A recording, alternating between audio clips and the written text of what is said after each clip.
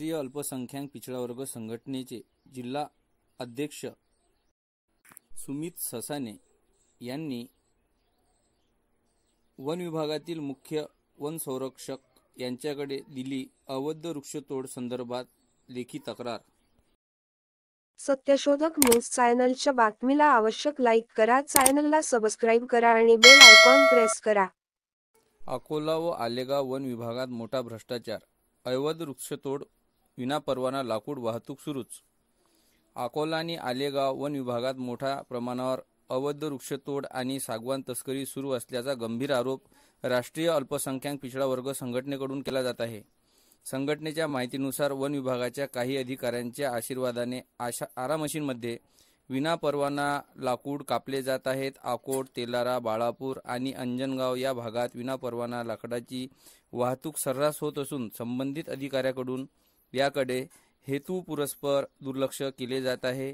विशेष म्हणजे काही सामाजिक कार्यकर्त्यांनी यापूर्वी तक्रारी केल्या होत्या, मात्र वन परिक्षेत्र अधिकारी यांनी कोणत्याही ठोस कारवाई केली नाही।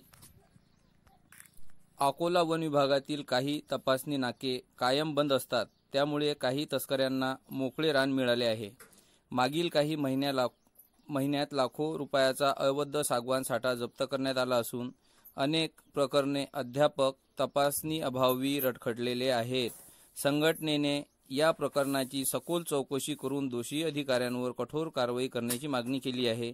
तसेच येणाऱ्या 15 दिवसाच्या आत कारवाई न झाल्यास मोठ्या प्रमाणावर आंदोलनाचा इशारा सुद्धा दिला आहे। आता प्रशासन यावर काय भूमिका घेते हे पाहणे महत्त्वाचे ठरणार। महाराष्ट्र प्रदेश अध्यक्ष शेख सईद शेख कदीर आज मुख्य वन संरक्षक अमरावती यांना निवेदन दिले। अकोला येणाऱ्या अंतर्गत एसएफ मॅडम सोबत चर्चा केली। आज एसएफ मॅडम सोबत सीसीएफ यांच्यासोबत चर्चा केलेली आहे।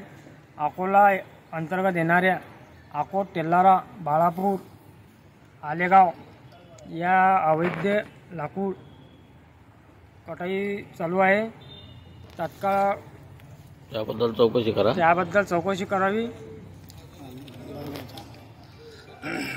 रोजी आम्ही डीओपी सब डीओपी किरण पाटील यांची सोबत चर्चा केली आणि आम्ही सर्व जे तक्रार दिलेल्या आहेत सर्व तक्रारावर लवकर चौकशी करा आणि दोषी अधिकाऱ्यावर कारवाई करून निलंबित करा अशी आमची चर्चा झाली।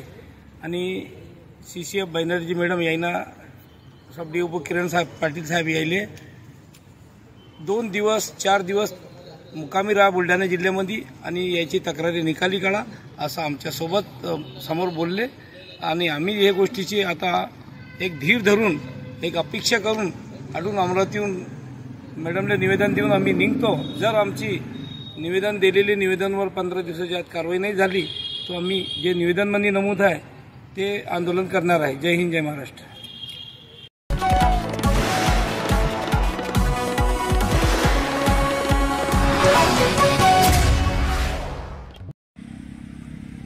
अकोला डिव्हिजनमध्ये वन परिक्षेत्र आलेगाव सध्या तपासणी नाक्यावर उभे आहे। आम्ही दोन्ही तपासणी नाक्यावर मागच्या आठवड्यामध्ये आलो तरी कोणी वनरक्षक वनपालसाठी तपासणीसाठी कार्यरत होता नाही, परंतु डीओपी कुमारस्वामी याची स्वतःची हलगर्जी दिसते किंवा त्याची जे आमच्या अकोला जिल्ह्यामध्ये काम करायची इच्छा नाही, म्हणून हे कर्मचारीवर यायचा धाक नाही।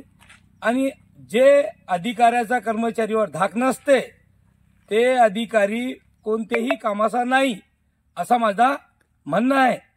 तसंच जर आमच्या वन जंगलाचा नाश झाला तर याचा जबाबदार कोण? जबाबदार म्हणजे डीओपी कुमारस्वामी।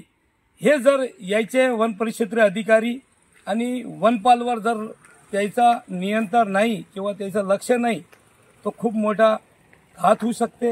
एवढे मोठे जंगलामध्ये वन्यप्राणीची जीवहानी होऊ शकते किंवा तसेच जंगलाच्या मूल्यवान सागवान चंदन चोरी जाऊ शकते। याच्यासाठी हे तपासणी नाके लावलेले आहे। एक वनरक्षक त्याला 30,000 40,000 पर्यंत पगार आहे, परंतु पगार घेऊन बी हे हजर राहत नाही।